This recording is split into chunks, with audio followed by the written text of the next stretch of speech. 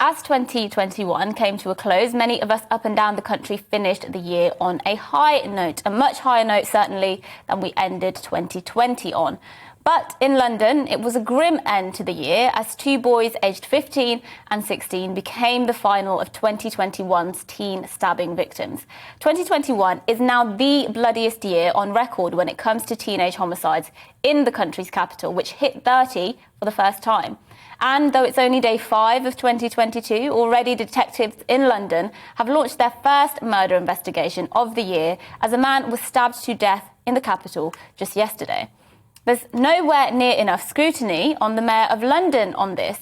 He's the man with a direct mandate for policing in London, yet his record is abysmal. It's coming up to 5 years since his knife crime strategy was last updated. The violence reduction unit he set up in 2018 has clearly had no impact on knife crime. He's a man without a plan. And as for Dame Cressida Dick, head of the Met Police, she simply needs to get a grip on this as well. A report last year by think tank Policy Exchange made damning criticisms against the Met for failing to implement a coherent strategy in response to the bloodshed on London streets. I'm tired of hearing knife crime used to political point score as well. It's no use saying, oh, well, it's all because the Tories closed the youth clubs. The last teenage homicide record in London was in 2008. That was after 11 years of a Labour government.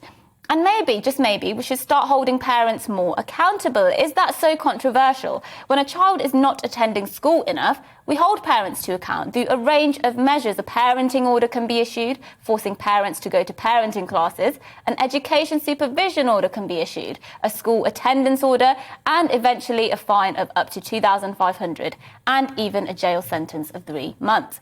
These are the tools the authorities have at their disposal to ensure children are sat in classrooms. What tools do we have at our disposal to make sure children aren't stocking up machetes in their bedrooms ready to butcher their peers in the streets? I'm not saying we should fine parents when their children go out stabbing people.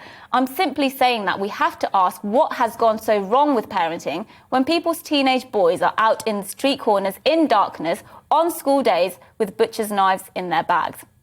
But the solutions are much more complex. And sadly, given the calibre of people leading the fight against knife crime, I won't be surprised if I'm right here next year saying the same thing.